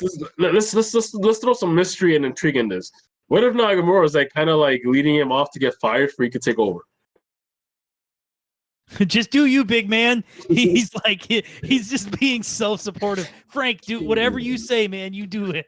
You get a start for effort, Frank. If I was in that position, Frank's position, and I ever, questioned Nagamura's, questioned like his, his, what is the word? That basically, like if he's, trying to do that, undermine usurper, I'd go little Marge Simpson on him, call him usurper, and can his ass. You're gone. Hey, he brought him in. Doesn't matter. They brought him in because Klopas. There was nobody sitting around to be the interim manager for when somebody got fired, so they had to hire a guy to take Klopas's spot of interim. You know what's funny is that if Nagamura takes over and then he leads us to the promised land, that'll be like the most. He's just as bad as the coach as Frank. I mean, you've been marching to that drum for a while. Well, I mean, put it like this. He has a little chip on the shoulder because the guy that took over for him in Houston, is working wanted. Maybe he might be like, these guys. Houston thought they could hire me. But DBG, if we're hiring coaches just because of the size of the chip on their shoulder, why is Veljko Paunovic still not a coach here? I'm not saying hire him at the end of the season when we have a whole pool of coaches. I know, but also Frank Klopas got it. Also, he's a chip on the shoulder type of guy too. I don't think Carlos De Los Cobos ever really got a fair shake around here. I thought he got. Oh my God, Jesus! I don't think so. Hey man, I was I think in 2011 for the home opener they beat Kansas City 3-2. It killed the Kobe, and then after that they didn't win for like the next 10 games or something like that. So nope.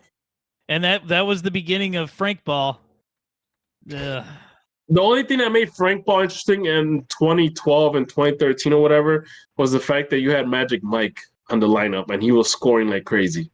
That was just one of those seasons you just get lucky. It's actually statistically harder to be as bad and as irrelevant as we've been over this stretch of time like we should have lucked into another good season or two, statistically. And the thing is that I mean, it's overall the organization's been a dumpster fire. The guy that bought it back in 2006 or whatever, he took it as, this is a minor league team. He didn't think it was gonna.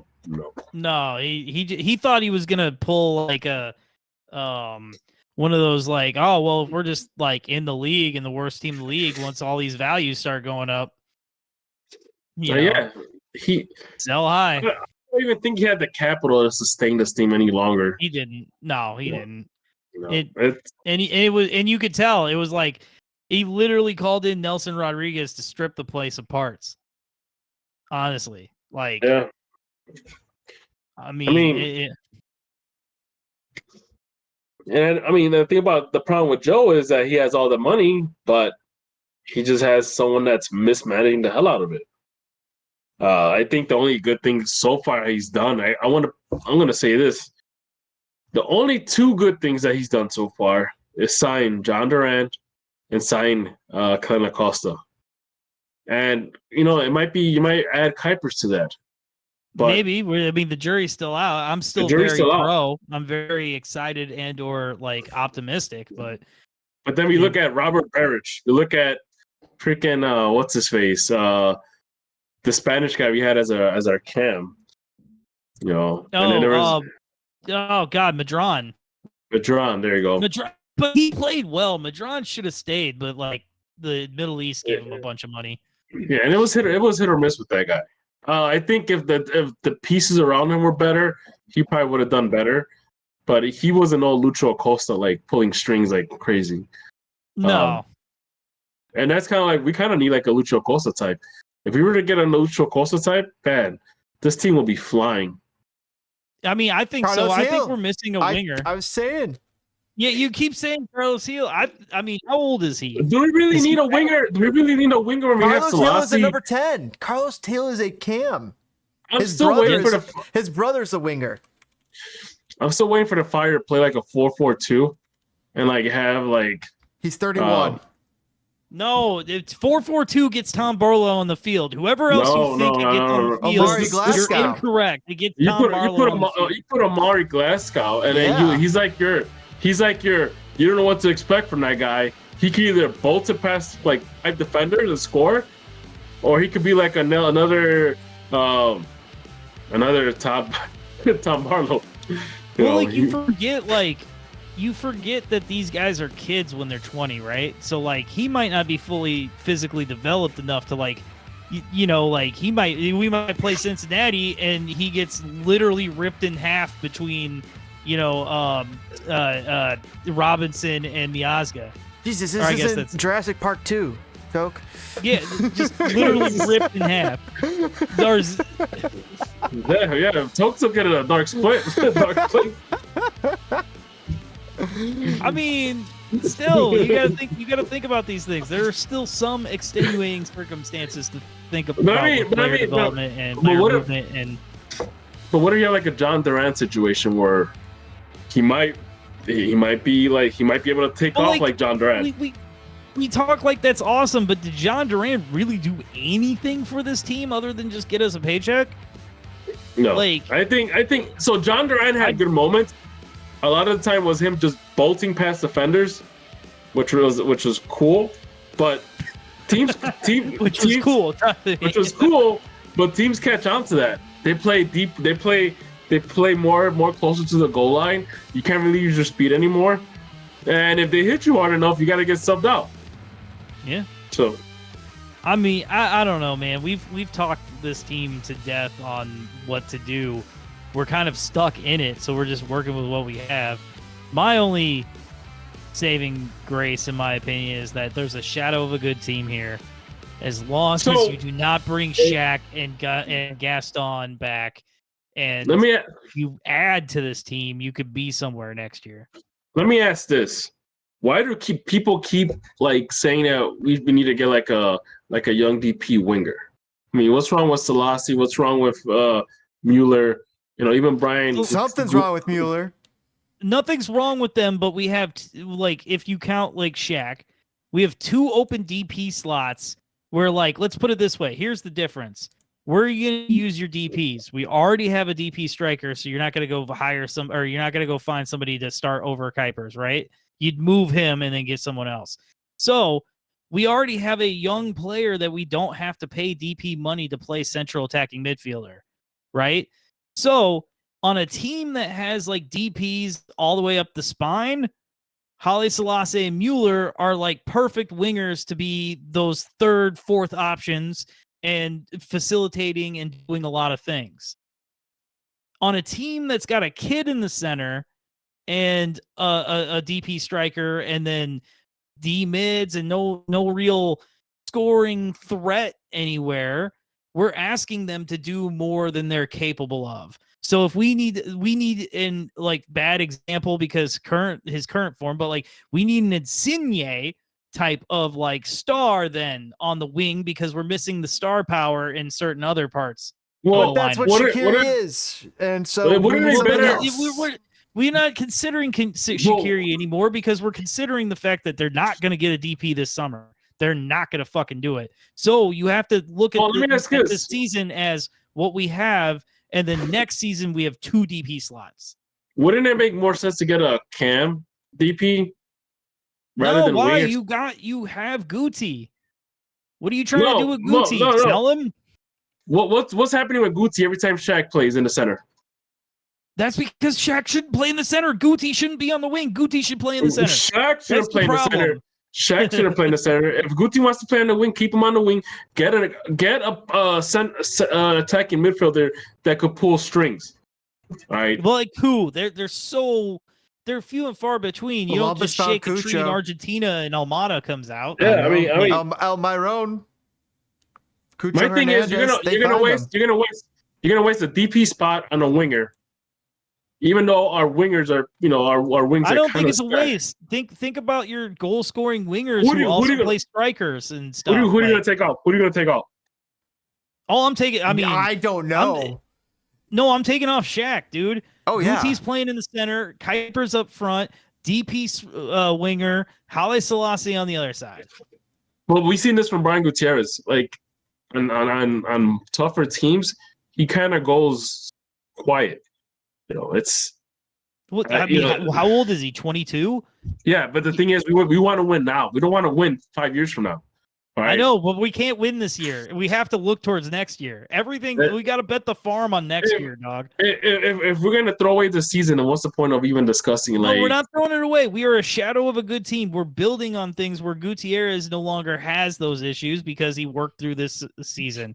Tehran worked through this season. Kuipers got his feet here in America with all this travel and all this bullshit and learned to score goals when he didn't have great service, and then next year gets better service, right? Like.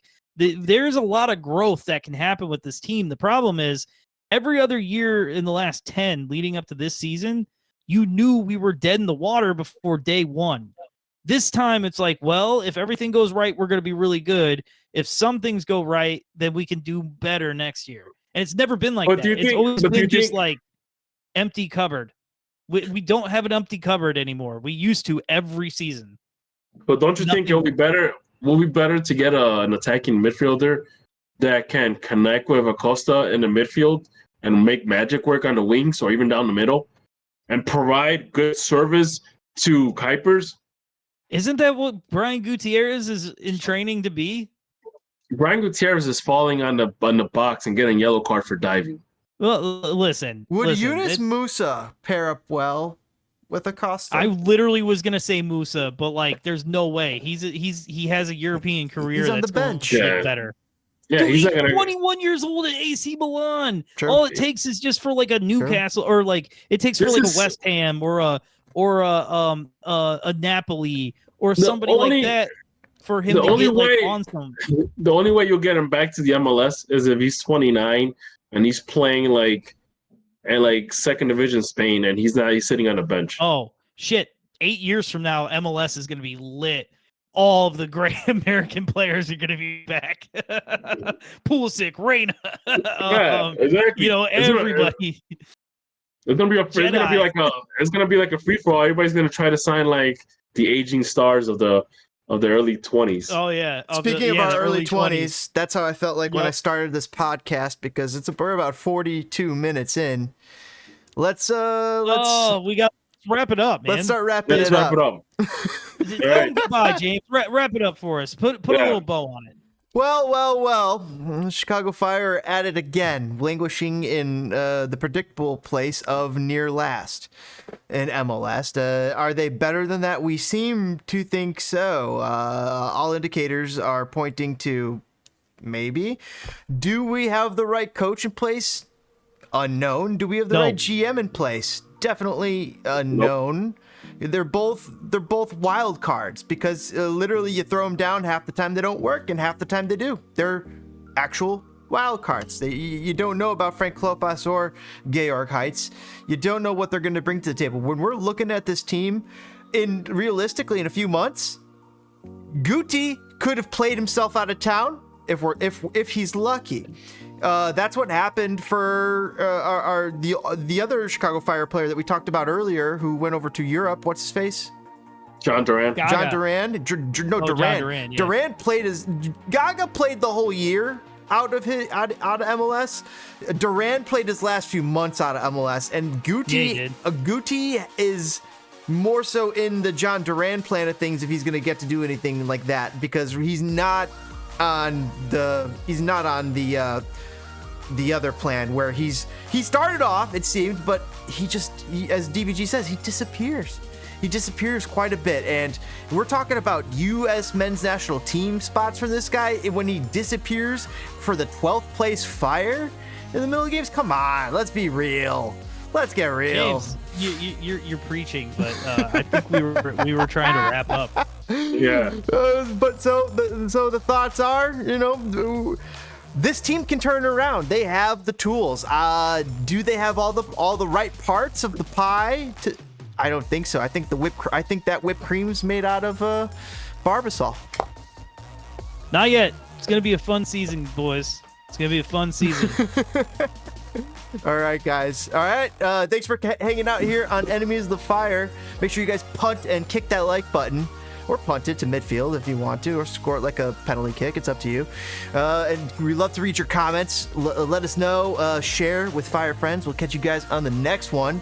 And Leave your favorite Honduran player in the comments. we want to know. Yes, please do so. I'm actually more curious to see what people will write in. All right, guys. We'll see you guys next time. Have a great one. Peace. Peace.